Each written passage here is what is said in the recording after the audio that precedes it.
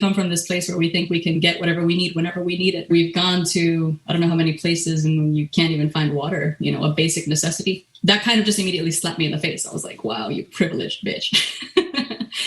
We actually ended up leaving with a couple of beers, and we're like, hopefully this will tide us over until we can figure out where to get our water. That was our first experience in Cuba, realizing that you can't just get the things that you need. There is an immense scarcity in Cuba, and that's what you are walking into, unless you're going to go stay at a resort or a hotel that's, organized by the state. Jessie went to look for water, and there wasn't water anywhere. If you as a tourist are there and you end up grabbing the last bottles of water, are you taking water away from the Cuban people?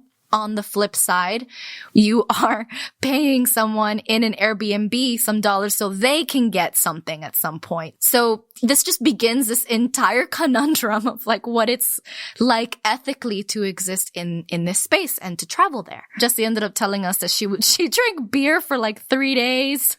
Yeah. Oh my God, I can't imagine. That also begs the question of the lack of infrastructure that exists in Cuba in order to properly support tourism that is not state-sponsored. Someone else that we talked to was Margie. She was born in the Dominican Republic and immigrated to the United States while she was still pretty young. And so she's familiar with the Dominican Republic, familiar with the United States, and has traveled around the Caribbean quite a bit. So Margie took a trip to Cuba in 2017. Let's hear what it was like for her when she first arrived at the Jose Marti Airport in Havana. As soon as I got out of the airport and we were driving, you can see like how poor this country is and how people are living. My thing is like the buildings. Muchos de ellos no tienen puertas, no tienen pinturas, se están cayendo. How can somebody live like this? Even the building where my Airbnb was located at, the outside was falling apart. I was just like, oh my God, this is not what I expected. And I still remember it as if it was yesterday. I learned how to appreciate everything I have, from toothpaste to soap, to the food, to the running water. It was nothing like the Dominican Republic. I've never seen nothing like it. We did not include this particular part of the conversation with Margie, but one thing that really stuck out to me that she said was that she knew other people who visited Cuba and no one warned her that you wouldn't be able to find soap or toothpaste. Nobody warned her that the buildings were falling apart. People mostly glamorized Cuba, exoticized it, talked about the cars and the beautiful old buildings, and described Cuba as sort of being in this time warp. And of course you buy into that romance and you get excited for your trip, and then you show up and this is what you first encounter. It must have been so humbling and shocking. She wasn't able to just see the exotic parts of Cuba without noticing things like the poverty and the dilapidated state of a lot of things. People who are staying in other people's homes and who are staying in parts of Cuba where people live, they get this experience of scarcity. Jessie took a second trip to Cuba, and the second time she actually coordinated with the people from the Airbnb and asked them to save up jugs of water ahead of time. So thankfully, the second trip, Jessie was able to drink water. Jessie also spent some time with her wife's family. Her wife's family are Cuban nationals living in Cuba, and Jessie tried to take them out to restaurants and to different activities that are kind of touristy, and this is how it turned out. I remember us all getting together at a restaurant and being served last, getting served cold food, getting served food that wasn't up to par with what tourists were receiving. I remember getting excited because I thought we could all get on some jet skis and have fun after this lunch. The guy tells us they can't get on, they can't ride, in reference to like the Cuban nationals. And we're like, what do you mean they can't ride? He was like, you guys can, but they can't. We're like, well, if they can't, we're not doing it either. How is that even a thing? So it's just like a slap in the face to their own people. It was so much of that. For the record, it's only been about 15 years or so that Cubans are even allowed to enter restaurants or allowed to enter hotels or any form of tourist facilities. So Cuban nationals were not allowed to do any of these things. More recently, they are allowed to enter some spaces, but even when they enter them, they are still treated differently. My mom to this day acts really strangely in hotels sometimes. She still has a sense that she's not supposed to be there, that she doesn't deserve to be there. My dad always tells her, ya no estás en Cuba. Yeah. Like, you're not in Cuba anymore. Margie also told us in her interview that she took her taxi drivers out to dinner at a restaurant one day, and the taxi driver ordered a Coca-Cola, and the waiter came up to them and said, no, you're having una malta, which is another drink, a more Cuban drink. And Margie and the entire crew she was with was like, what? What do you mean he can't have una Coca-Cola? They ended up having to stand up to the waiter in order to get this Cuban national access to the same drink that they had access to. A Coke. You literally can't walk into a restaurant and order a Coke. That is just insane to me. We also spoke to a woman named Marissa. She is at Mima in Cuba on Instagram, and she runs a marketing company that works specifically with Cuban businesses in Cuba. And she's back and forth a lot, so she has a lot of experience with this disparity between Cubans and tourists and how they're treated. Cubans can now enter any hotel. There's a few beaches that Cubans still cannot go to, one of them being Cayo Levisa and Pinar del Rio, que los cubanos no pueden ir, like they can't go at all.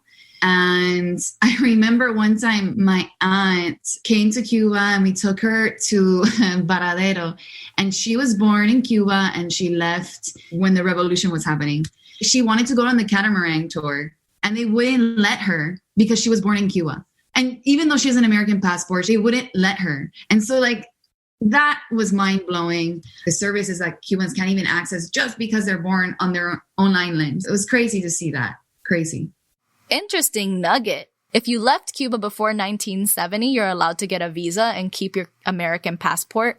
So she has an American passport, has a visa. Somehow they know she's a Cuban national, and they're like, she cannot go on this catamaran. A catamaran. I struggle to understand the point of this discrimination. I wonder if it has anything to do with not wanting the Cuban nationals to interact with tourists because they want to maintain this sort of rosy-colored dream of tourism to Cuba. And if you start talking to the Cuban nationals, that bubble's gonna burst. The next thing you know, how miserable people are. At least in the way that state-sponsored tourism has happened for a very long time. You're trying to keep tourists only in touch with Cubans who are working for tourism. Right, and who know the script. And in order to work for tourism, you have to be at least in good terms with your CDR. You're not getting these tourism jobs if you're screaming on the corner down with the revolution like Fryda's dad. Yeah, absolutely not. Let's think about it for a moment.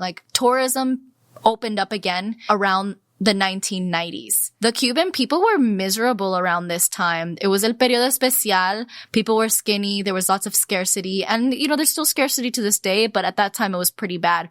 I think if you start tourism up at that time, you have to create a division. If you want to keep, like you said, that rosy picture. As a Cuban national, not being able to interact with tourists in a organic way is also one way of keeping Cubans only informed to the degree that the state wants you informed. Yeah. Our first episode, Oigo, we talked about how difficult it has been for Cubans to gain access to communications. Part of it is economic reasons, but the other part is that it's convenient for the state. I wonder if this is another division that's convenient for the state. Speaking of things that the Cuban government denies the people, Cuban nationals are not really able to travel around their own country. To be able to say that, I went to Oriente from Pinar del Rio as a Cuban, that is huge because most of the time Cubans don't have the opportunity financially to go tour around their own country, not like tourists can.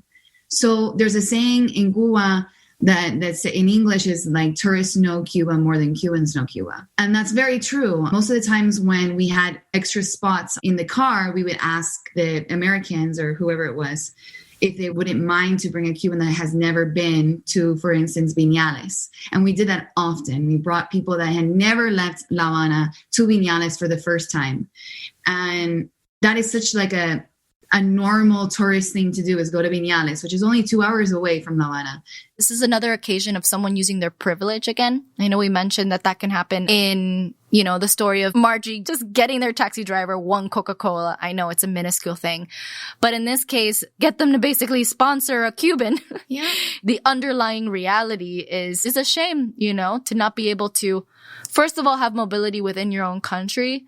But second of all, and we're about to get to this with Jessie, being able to leave your country if you want to. Freedom of mobility is a human right. It's very, very difficult unless you won the lottery, which we know from my story that my dad did. There's no way out of Cuba legally, or unless you're a musician who's playing, but everything has to be incredibly state sanctioned. Jessie, on her second trip, they go on a tour and they're required to show their passports.